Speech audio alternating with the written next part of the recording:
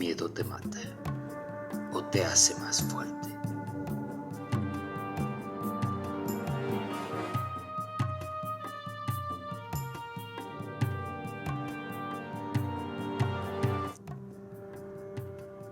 Batman Azteca Choque de Imperios es una nueva película animada producida en conjunto por Warner Bros. Animation, Anime Studios y DC Comics. La historia no transcurre en Ciudad Gótica, sino en la Mesoamérica del siglo XVI. Nuestro protagonista es Yowali Coatl, un joven mexica que tras la muerte de su padre a manos de los conquistadores, específicamente de Hernán Cortés, busca justicia y quizás un poco de venganza.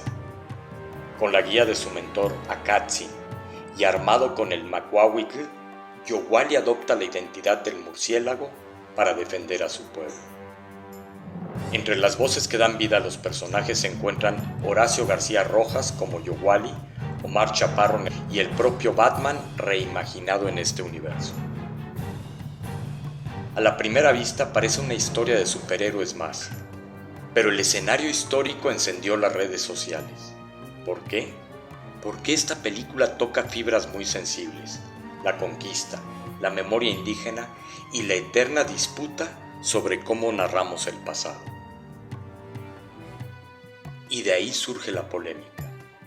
Por un lado, están quienes la acusan de difundir la leyenda negra contra España, retratando a los conquistadores como simples villanos. En el extremo opuesto, están quienes celebran la película como un acto de reivindicación cultural, un Batman indígena que rompe con el eurocentrismo.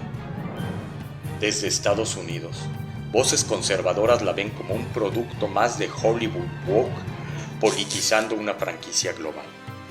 Y finalmente, están los ultrafans de Batman divididos entre quienes rechazan esta versión por no ser canónica y aquellos que la abrazan como una ucronía curiosa al estilo de Bastardo sin Gloria.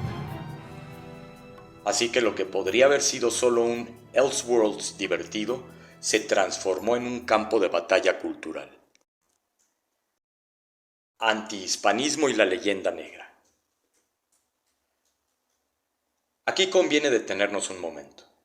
Es cierto, toda conquista ha dejado una estela de atrocidades.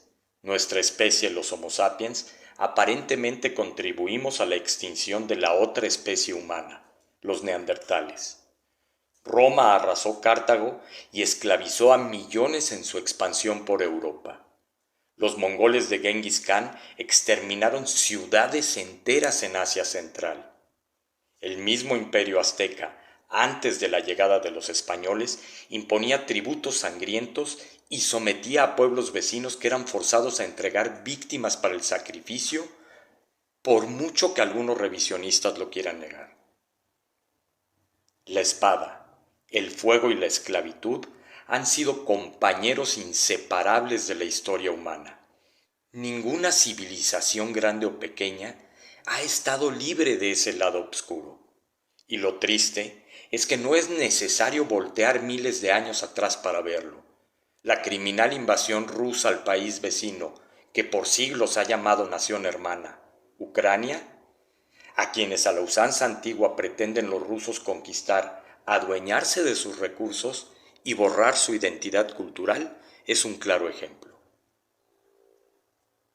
Pero también es verdad que esas mismas conquistas moldearon lo que hoy entendemos como cultura universal. Roma nos legó el derecho, los caminos y la lengua que aún respira en el español, el francés, el italiano y el portugués. Los árabes, tras conquistar medio mundo conocido, nos transmitieron la matemática india, la filosofía griega, el estudio de las estrellas y también de medicina. El Imperio Español, con toda su violencia, también creó un puente. América no sería lo que es hoy sin la mezcla de lenguas, creencias, sangres y religiones. La reivindicación indígena y sus sombras contrastada al negacionismo indigenista. En el otro extremo del debate, Batman Azteca ha sido recibido con entusiasmo por quienes lo ven como un acto de reivindicación cultural. Horacio García Rojas, voz del protagonista, lo expresó con orgullo. Un Batman prieto y con penacho se ve hermoso.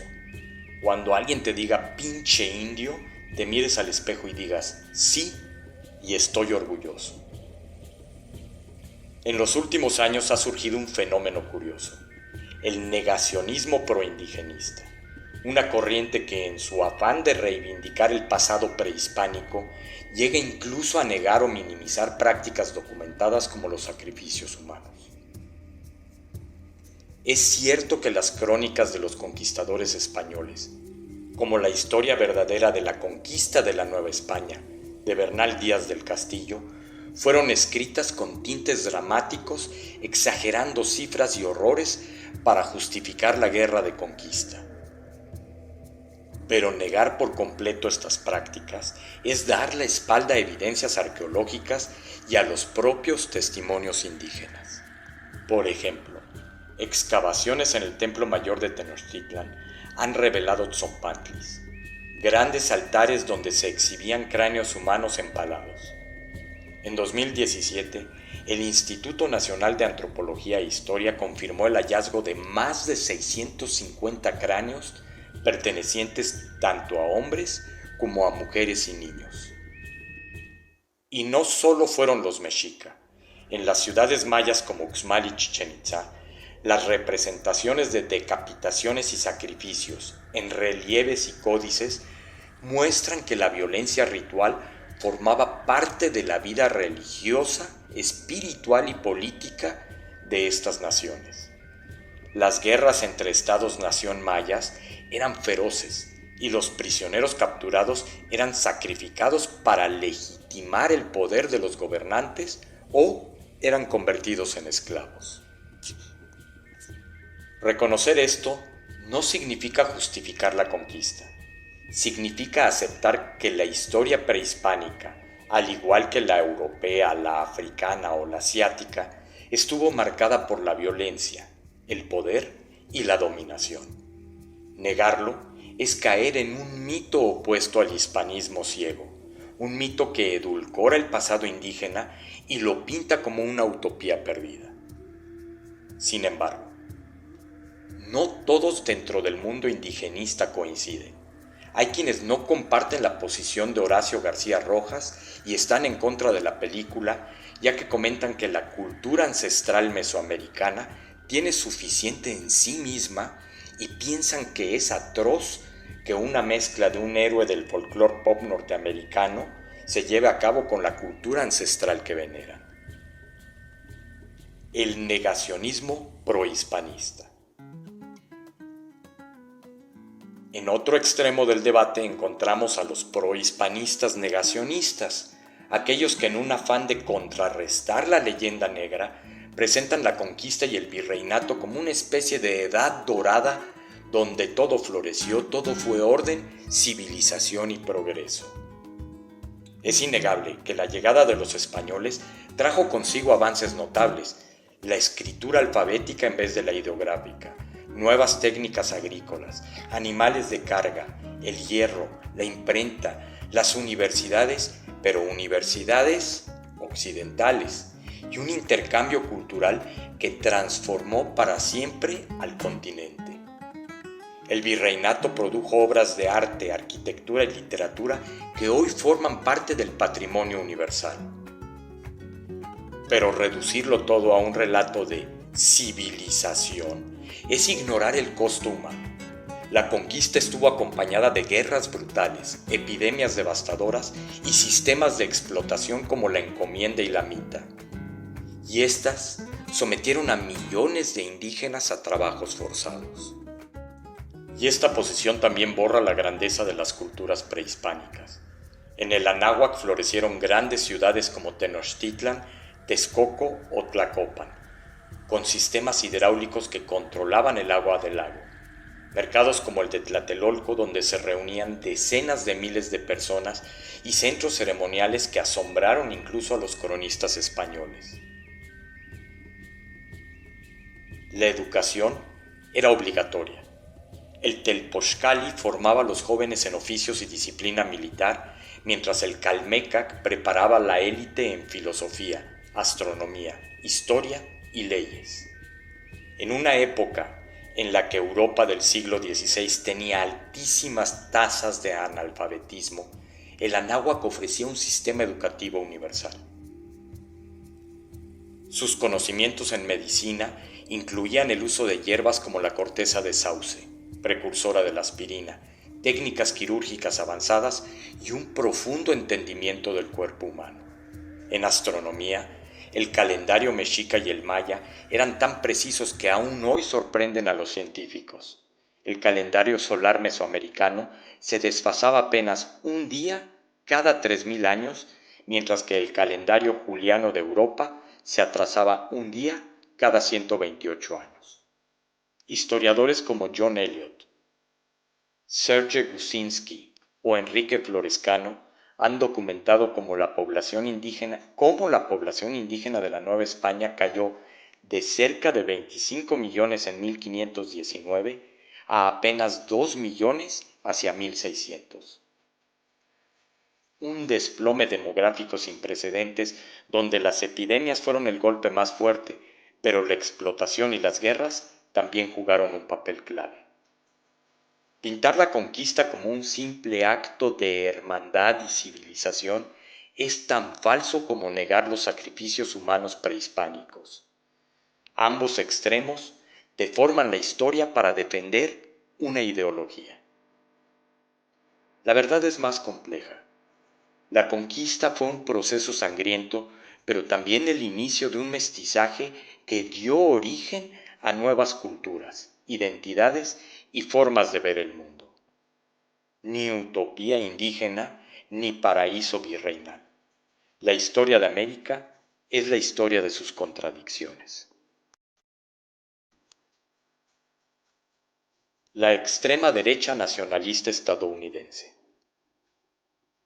En el debate sobre Batman Azteca no podían faltar las voces de la derecha nacionalista estadounidense, un sector que ve cualquier representación cultural ajena a la tradición anglosajona como un ataque directo a su identidad. Para ellos, Batman es un símbolo 100% norteamericano, un vigilante nacido en la gótica ciudad Gotham, creada en los años 30 por Bob Kane y Bill Finger, y moldeado en el imaginario de los cómics estadounidenses. Así, el simple hecho de llevarlo al mundo mexica es visto como una apropiación forzada de un ícono estadounidense. En foros de ultraderecha y en comentarios de YouTube abundan frases como "They're ruining Batman with woke garbage. Another example of Hollywood erasing our culture." O sea, están arruinando Batman con basura woke. O, lo que en realidad está detrás de estas críticas es un temor profundo a la pérdida de hegemonía cultural.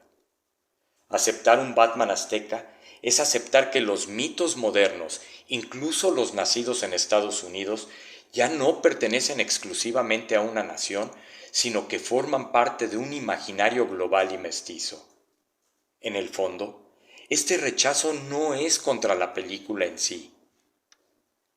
Es más bien contra el cambio de un mundo multipolar donde ya no basta con una sola narrativa. En medio de estas discusiones aparece la extrema derecha nacionalista de Estados Unidos, con su visión tipo MAGA, donde se presenta una retórica supuestamente defensora de los valores auténticos de Occidente. Pero en la práctica sus discursos promueven división, intolerancia y una visión excluyente del mundo. Porque al final, ellos también son víctimas de esa retórica. El mundo no necesita más murallas ni trincheras ideológicas, sino empatía, humanismo y universalidad. Y si no aprendemos a caminar en esa dirección, corremos el riesgo de seguir presenciando tragedias como el ataque a Israel y la devastación de Palestina. El extremismo nunca construye, siempre destruye. Y entonces volvemos al tema central. ¿Qué hacemos con Batman Azteca? La conquista sucedió, sí. La cruz y la espada fueron imposiciones, pero también fueron el macuahuitl y los sacrificios humanos del imperio azteca. Ningún bando fue una fantasía idílica de bondad pura. La historia está llena de luces y sombras, y reducirla a propaganda es una trampa peligrosa. ¿Es Batman una figura pop inamovible e intocable? Para nada. El propio Caballero Oscuro ha tenido cruces inesperados. Con Drácula, contra Depredador, incluso ha sido reimaginado como ninja o samurái. Entonces, ¿por qué escandalizarnos con un Batman azteca? Al final, esta película no pretende ser un capítulo fiel de la historia universal, sino un crossover cultural, una fusión entre mito moderno y herencia mesoamericana. Si lo tomamos demasiado en serio, terminamos cayendo en el error de hacer una tormenta en un vaso de agua. Quizás lo más sano sea lo contrario, verla como lo que es, una fantasía creativa que nos invita a debatir, a reflexionar, a preguntarnos qué significa ser héroe en diferentes culturas y además a divertirnos. Y si eso nos hace discutir sobre historia, identidad y futuro, entonces Batman Azteca ya cumplió con su misión. Pero, y como dicen en Visual Factory, ¿y tú qué opinas? ¿Crees que Batman Azteca es una ofensa, una genialidad o simplemente un juego cultural más? Te leo en los comentarios y no te olvides de dar like y suscribirte.